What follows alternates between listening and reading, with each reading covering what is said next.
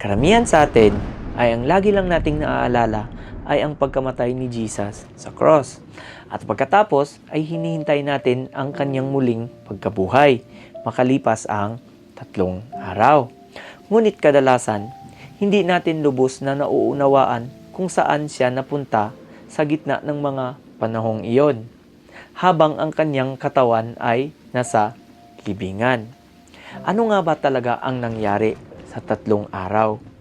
At ano nga ba talaga ang sinasabi ng Biblia patungkol dito?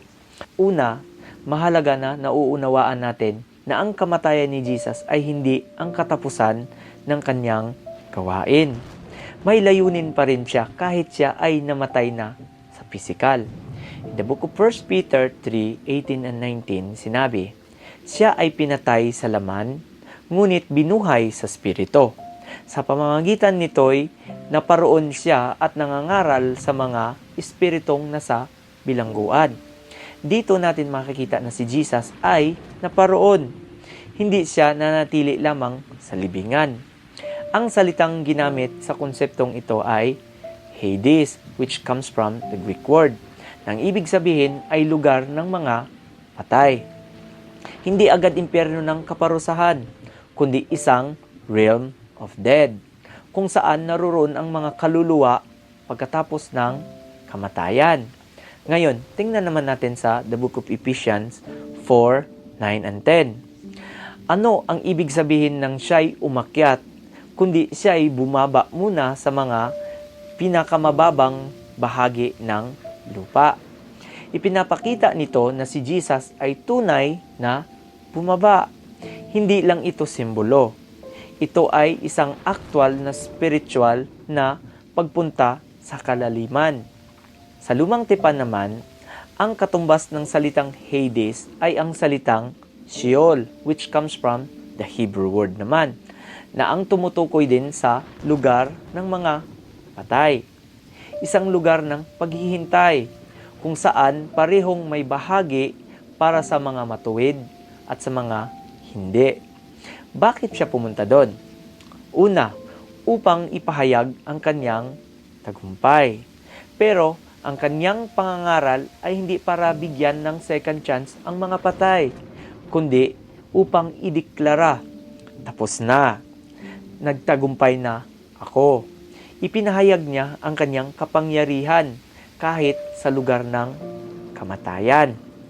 Pangalawa, upang tuparin ang kanyang misyon ng pagliligtas. Now, in the book of Luke 16:22 and 23, makikita natin ang larawan ng dalawang lugar. Isang lugar ng kapahingaan, isang lugar ng kaginhawaan, which is kay Abraham, at isang lugar ng pagdurusa. Now, in the book of Luke 23:43, sinabi ni Jesus sa isang taong magnanakaw na nakapako rin sa krus, katabi niya, katotohanang sinasabi ko sa iyo, ngayon din ay makakasama kita sa paraiso. Ibig sabihin, may bahagi sa lugar ng mga patay kung saan naroon ang mga matuwid.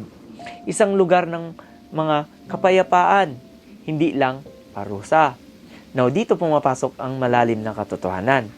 Noong bumaba si Jesus, pinuntahan niya ang mga matuwid na naghihintay ng katuparan ng pangako ng Diyos. Oo, maaring kabilang dito si Abraham, Isaac, Jacob, Moses, o David. Ang mga taong may pananampalataya ngunit naghihintay ng ganap na pagtubos. Ngayon, ano ang ibig sabihin nito para sa atin?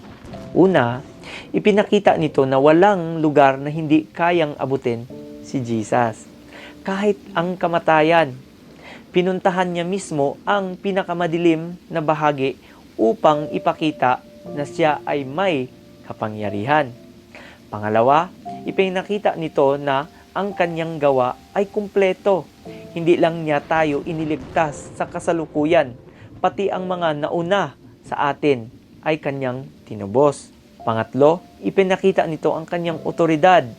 In the book of Revelation 1:18, sinabi niya, ako ang nabuhay, ako ay namatay, at narito ako. Ako'y buhay magpakailanman, at hawak ko ang mga susi ng kamatayan at ang ng Hades. Hawak niya ang susi, ibig sabihin, siya ang may kontrol. Hindi ang kamatayan, hindi ang dilim, kundi si Jesus. Kaya mga kapatid, ang 3 araw na iyon ay hindi katahimikan. Ito ay panahon ng tagumpay. Habang iniisip ng mundo na tapos na ang lahat, si Jesus ay kumikilos.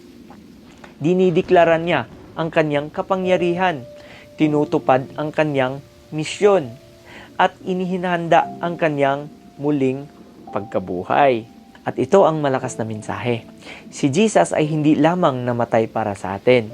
Siya ay bumaba, nagtagumpay, at muling nabuhay upang patunayan na walang anumang makakapigil sa kapangyarihan ng Diyos. And the same Jesus na umakyat sa langit ay ang nagsabi, "Sa bahay ng aking Ama ay maraming silid. Paparoon ako upang ipaghanda ko kayo ng lugar." John 14:2. Kaya mga kapatid, most of us takot mamatay. Of course, but remember, Jesus already conquered death. Kaya kung ikaw ay may tunay na may pananampalataya sa Kanya, stop using the word death. Of course, we will die physically. No one of us can escape death. But our spirit will only just change address together with the Lord. Now, always remember, Jesus loves you and I love you too. Sayonara.